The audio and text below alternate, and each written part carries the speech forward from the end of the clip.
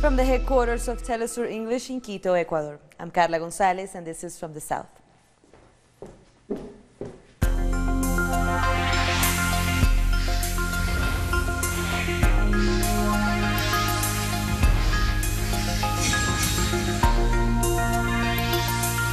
Polls have opened in Dominica's general election after the country faced threats of violence from the opposition and intervention from the OAS.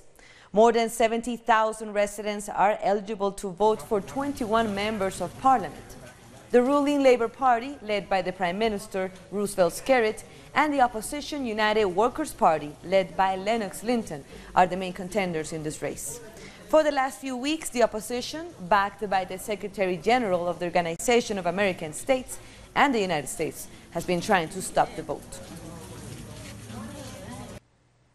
So let's go live to our correspondent, Alejandro Kirk. He's in the capital of Dominica, Roseau. Hello, Alejandro. Thank you for joining us. What is the mood like this morning, and are people turning out to vote very early?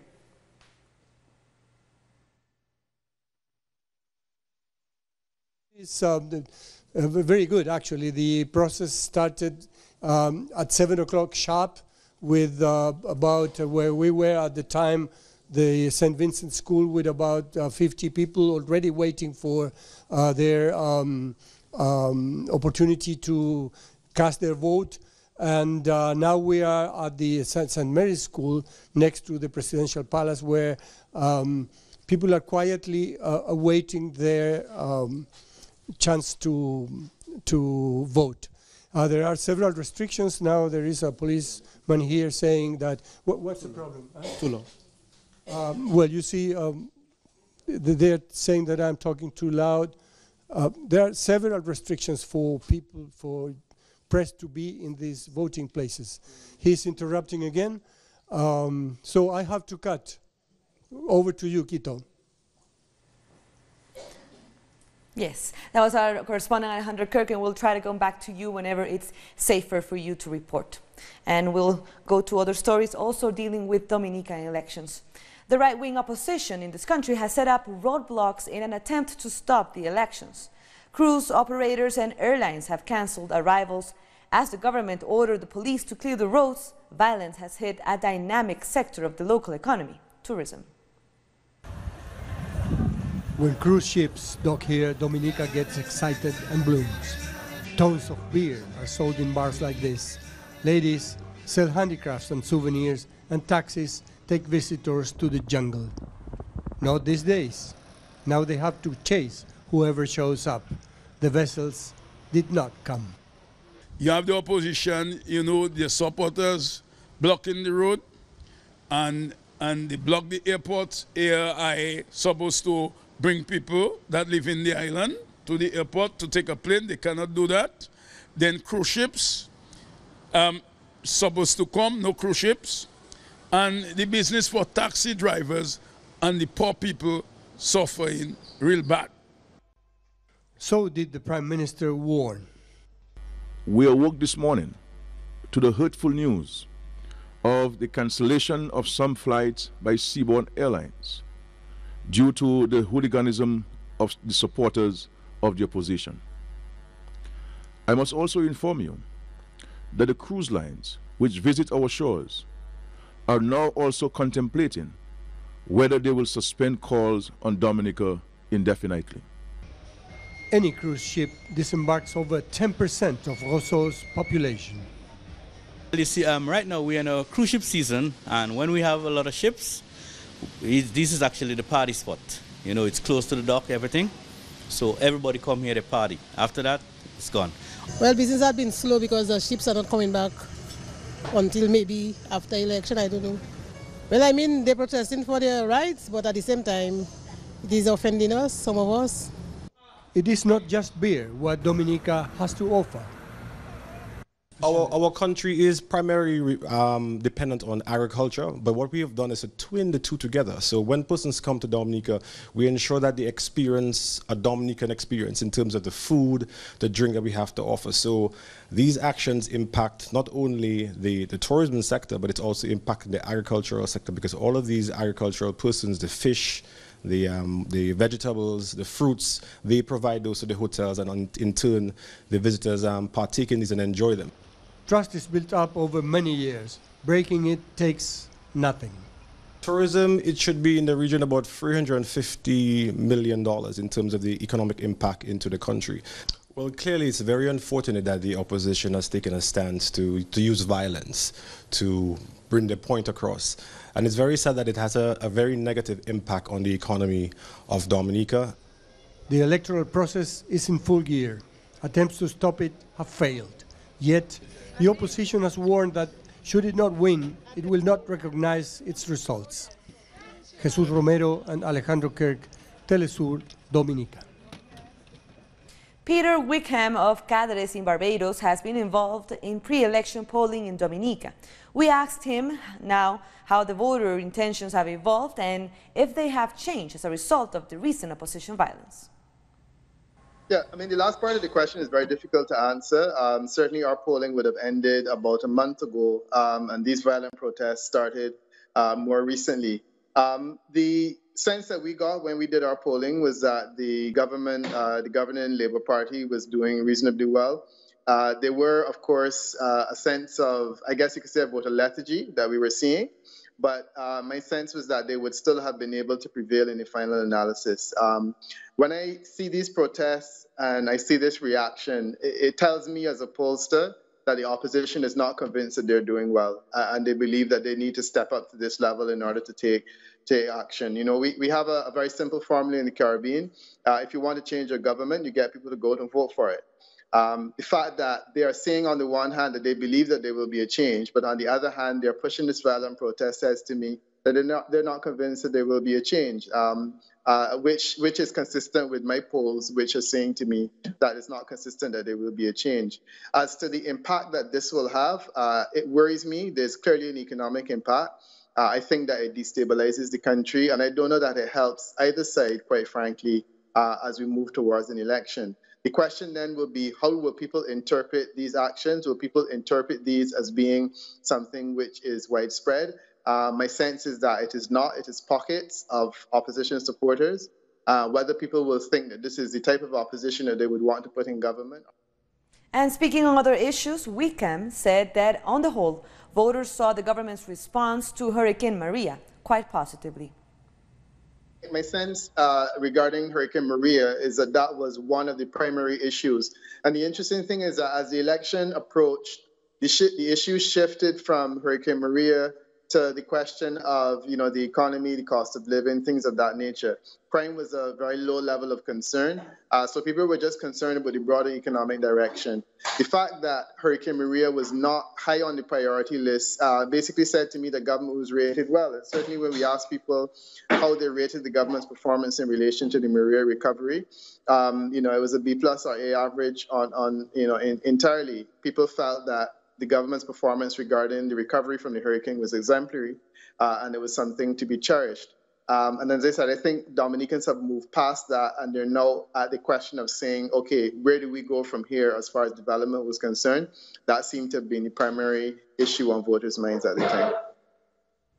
So now let's go back to our correspondent in Dominica, Alejandro Kirk. He was reporting from outside our voting station. Let's see if he can hear us now and let us know what's happening.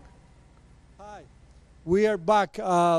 This is the St. Mary's School here next to the State House in Dominica, one of the polling stations that are operating this morning. The process is going smoothly, quiet, peacefully, all over the country according to reports.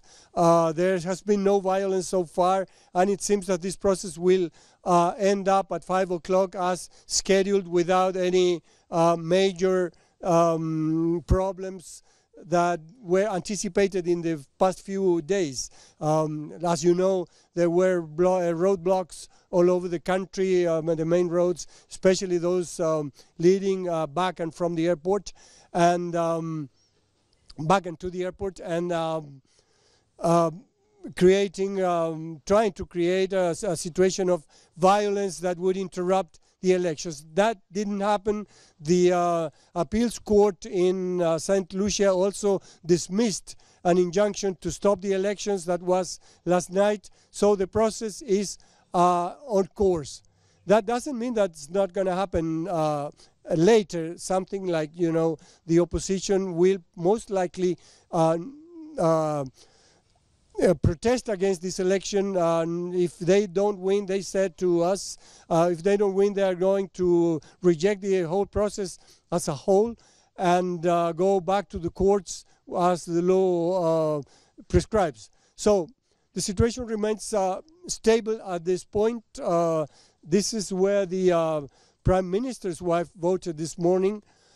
She is contesting a seat in Central Roseau, a seat that was never won by the Labour Party in the history of the 41 years history of independence of this country. So we are going to keep on top of the situation. We are going to be reporting from other areas of the city and the whole island in order to keep Telesur viewers informed of this process that seems to be more an external issue than an internal one, because of the geopolitical aspects that the interference by the OAS and other actors that have made this election a cornerstone for the Caribbean and for the law, for democracy in this country and the region. Indeed, thank you very much, Alejandro. We'll keep an eye on that throughout the election as well. That was Alejandro Kirk reporting from Dominica. We have more stories coming up, so don't go away.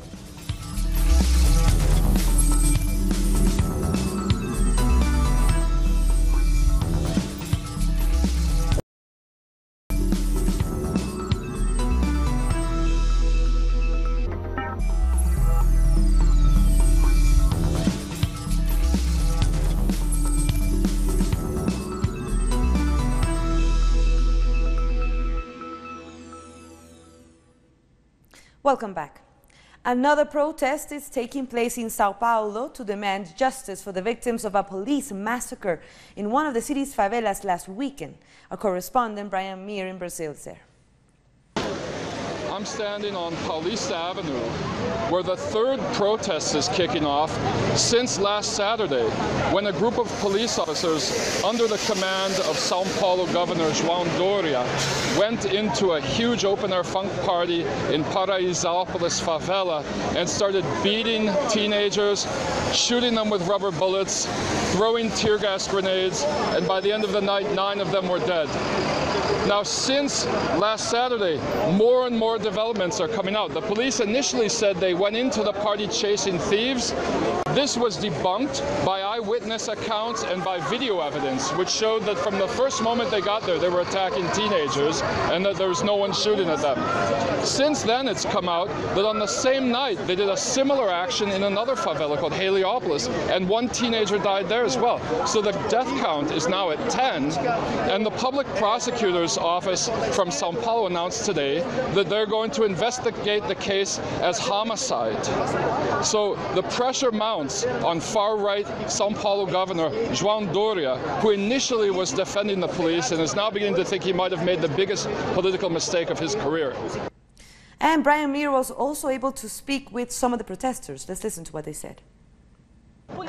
Governor Doria's killer police came into an area where youth were just engaging in recreational activities, and 9 of them were killed. In other news, in recent months, the United States has piled on the pressure to prevent oil imports from reaching Cuba. But the government in Havana has plans to boost its own production of crude. This is Cuba's so-called Northern Heavy Crude Belt, which extends from Havana to Varadero. 98% of the country's oil production comes from here. The Boca de Jaruco field on this coastline is one of the most important investments in the sector. It is jointly managed by the Russian oil company Zarubezhnev and Cuba's state oil company Cupet. This is one of the steps we need to take to achieve energy independence, but it's not the only one. Of course, energy independence can be achieved in several ways, including wind power, solar energy, hydroelectric power. We can even talk about nuclear energy. But it seems to me that right now, this is a project that can help the country move in this direction. In recent months, the United States government has exerted huge pressure to block fuel supplies to Cuba. In such a complex situation, the Cuban government wants to reduce its oil imports. We have exploration projects at this moment in the south of the Cuban oil strip, and the main target is to find a significant quantity of oil that is of much higher quality. For foreign investors, the island offers opportunities that remain to be revealed. The Chinese oil company Great Wall came to Cuba in 2005. Since then, it has been in charge of drilling most of the oil wells in Cuba, with high-technology equipment that allows it, from dry land to reach shallow water oil fields offshore. The achievement obtained during the drill exceed our expectations and those of Cupet, keeping in mind that we have managed to sink wells with a good level of production. In this area, the oil is mostly heavy, but it is good quality and the production is significant. Official figures put Cuba's current oil production at 43,000 barrels a day, a figure that is still well short of the country's domestic demand. Most of this oil and gas is used to generate electricity. The big challenge we have at the moment is to stop the decline in production that there's been in the last 10 years. Several new projects have been mapped out for the next 2 years in the Gulf of Mexico. The specialists estimate that there are more than 10 billion barrels of good quality, recoverable oil there, which could make a major contribution to Cuba's energy independence. In Bolivia, the de facto president, Janine Áñez, has fired her recently appointed cabinet chief, Jerjes Justiniano. The outgoing minister said he was dismissed because of his close relationship with Luis Camacho, the main leader of the coup and Áñez's rival for president. According to Justiniano, the self-proclaimed leader should not vie for president after she selected the members of the electoral court who are responsible for deciding on elections. This recent development shows how the de facto administration is in crisis, united only to depose President Evo Morales. Now she wants to be a candidate in the election, and that's why she decided to take control of the ministry. In the beginning, she didn't care for my proximity to Camacho, but that has changed, since he said he'll run for president. The Organization of American States has released its final report of the audit on the Bolivian elections. The report, which took nearly a month, claims that there was malicious manipulation and serious irregularities which made it impossible to validate the results. Morales, in exile in Mexico, had denounced the OAS for its delay and failure to publish the final report. This looks much like the preliminary one used to argue fraud and to justify the coup against President Morales. The Center for Economic and Policy Research took to Twitter rejecting the OAS final audit report on the elections. It said the report repeats the worst errors of their previous work and introduces more. This is not an objective audit. We'll have a response soon. CEPR will publish an in-depth review in the coming days. Several Nicaraguan families will have a festive Christmas season after receiving the deeds to their lands, a document that guarantees their legal security in rural and urban areas across the country. In rural neighborhoods and across different parts of the country, officials from the Attorney General's office are seeing hand-delivering deeds. Having lived in this house for 40 years, Doña Juana is excited and relieved. I already feel happy. I can now die peacefully knowing that my children are on legal property and nobody can force them out. More than 200 deeds have been allocated to residents in the capital Managua, 50 of which will be handed over to people in the San Judas neighborhood. The beneficiaries cannot sell their properties for a minimum of 5 years, but they can use it to qualify for loans toward home improvement or to invest in their land. We have to ensure that the right person gets this land title. The owner must show us their identification card. We'll verify the signature with the one we have in our documents to guarantee that he or she is the one truly receiving this benefit. Attorney General Wendy Morales recounts that the handing over of land titles first began at the beginning of the revolution in the 1980s. It resumed in 2007 with the triumph of the Sandinista government. We have delivered 395,000 deeds during this government's tenure. From 2007 to 2011 alone, we handed over 150,000 land titles in the first period and 140,000 in the second period. And we expect to end December 2019 with approximately 70,000 land titles delivered in this first period. It should be noted that persons who qualify for this incentive receive a step-by-step assistance to complete the registration process, free of charge. 3,500 titles will be handed over this month, and the government hopes to successfully deliver 411,000 deeds by 2021. We're taking one last break. Stay with us.